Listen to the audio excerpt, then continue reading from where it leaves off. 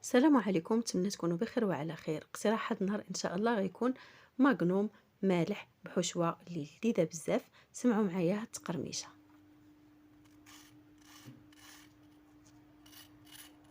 وبسم الله على بركه الله. هنا بالنسبه للمقادير فغادي نحتاجو صدر ديال الدجاج اللي كنطحنوه، يعني من الاحسن كتاخذوا صدر ديال الدجاج وانتم كطحنوه على يدكم.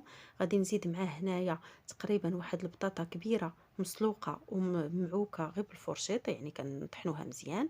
واحد الخيزو محكوك. غنزيد عليهم القزبر مقطع رقيق.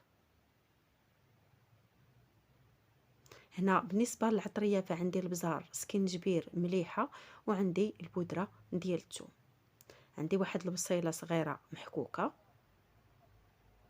واحد المعلقه كبيره ديال لا شابلو، وهنا عندي واحد المعلقه ديال زيت الزيتون. صافي، هادو هما المكونات. غادي نخلطهم مزيان من بعد حتى كنتحصلوا على هاد العجين هذا.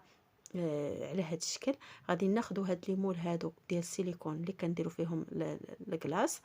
فغادي ندهنوا يدينا بشويه ديال الزيت النباتيه وكنبداو كنسرحوا بهذه الطريقه هذه. شوفوا معايا كنطلع من الجناب باش كيبقى عندنا داك الفراغ الوسط اللي غادي نعمروه اما بالفرomاج موتزاريلا كيف ما كتشوفوا معايا. الا كان عندكم، ما كانش كديروا فرماج حمر، ما كانش كديروا الفرماج مثلث، يعني اي نوع فراه كيوفي. غير هاد الفرماج موتزاريلا فكتجي فيه ديك التعليكه كيف ما راكم عارفين. غادي نستمر حتى كنكمل هاد المول هذا اللي عندي كامل. كندير داك الفرماج من الوسط ومن بعد فانا غادي نسد بالخليط كيف ما كتشوفوا معايا وكيف ما هو موضح في الفيديو. ديما كدهنوا يديكم بشويه ديال الزيت باش ما كيلصقش داك الخليط في اليدين ديالكم.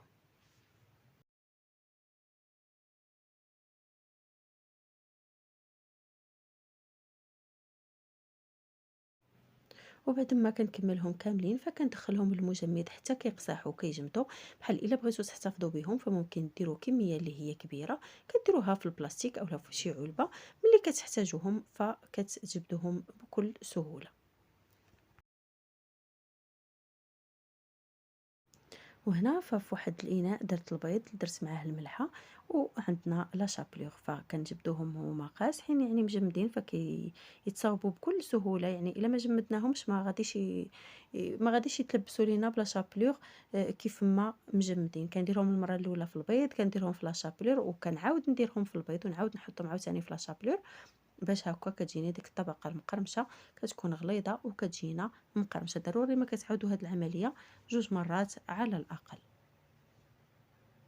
فبالنسبه للتخزين ديالهم حتى ديروهم في لاشابلير ديروهم في البيض، عاد ديك الساعات خزنوهم باش كتكون يعني كتجيكم القضيه ساهله الا بغيتو تجبدوهم مثلا لوليدات المدرسه.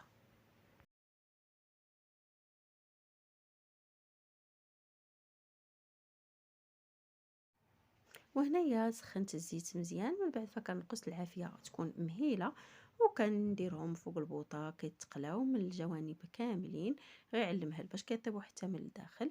بالنسبه هنايا للتزيين فخديت فرماج ساندويتش قطعته على هذا الشكل هذا بالطبع، يعني على شكل وريدات، وكنلصقوه بشويه ديال الصلصه ولا شويه ديال المايونيز باش كيلصق لنا على الوجه ديالو. يعني التزيين كيبقى اختياري، من اختياركم ديروا داكشي اللي بغيتو. بالنسبه للعويدات ديال الكلاص فدابا عاد غادي نديرهم يعني حتى تقلاو، ما ديروهمش وهما خضرين لان كيعذبوكم في القلي. فدابا كديروهم على هذا الشكل هذا فراه كيشدوا مزيان والشكل ديالهم كيجي زوين. حتى اللي بيه فيه هكا ديال اعياد الميلاد اولا لوليدات المدرسه. كان هذا هو فيديو اليوم، كنتمنى يكون نال الاعجاب ديالكم. خليت لكم الراحه والصحه والراحه.